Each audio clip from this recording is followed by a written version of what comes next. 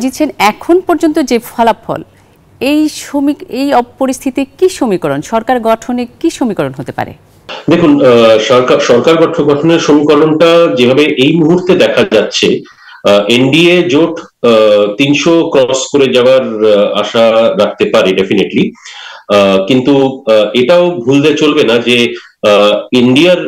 যেটা ইন্ডিয়া গঠন হয়েছে সেই কংগ্রেসের আন্ডারে সেই জোটটাও কিন্তু মোটামুটি কাঁধে কাঁধে চলছে, যদিও সিটের তফাৎ আছে।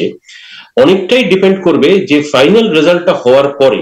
আমার মনে হয় ফাইনাল রেজাল্টটা হওয়ার পরে কিন্তু কিছু দেয়া নেয়া হওয়ার সম্ভাবনা আছে, যদি এনডিএ এবং কংগ্রেস লেড যেই পার্টিগুলো আছে তাদের মধ্যে যদি ডিফারেন্সটা খুব বেশি না থাকে, তখন কিন্তু দেওয়া নেওয়ার পার্টটা আসতে পারে। কিন্তু আপাতত যেটা মনে হচ্ছে যে এনডিএ যেটা গোট আছে সেই গোটটা কিন্তু 300-র উপরে পৌঁছে যাবে। সুতরাং সরকার গড়াতে আশা করি খুব বেশি অসুবিধে হবে না। তবে এখনো কাউন্টিং চলছে, সুতরাং এই মুহূর্তে ফাইনাল রেজাল্ট না আসা অব্দি কিছু বলা সম্ভব নয়। তবে মজার ব্যাপার এটাই যে যেটা আপনি বলছিলেন উত্তরপ্রদেশের পার্টটা, উত্তরপ্রদেশটা সত্যি মানে যে উত্তরপ্রদেশ যেতে সেই ভারতের সরকার করে, সেটাই আমরা সবসময় জানি এবং বলে থাকি। কিন্তু উত্তরপ্রদেশ হলেও কয়েকটা অন্য স্টেটেও কিন্তু এটা দেখা গেছে, এবং সেই রিজনাল ফোর্সেস গুলো কিন্তু, রিজনাল পার্টিসরা কিন্তু খুব ভালো ফলাফল করেছে।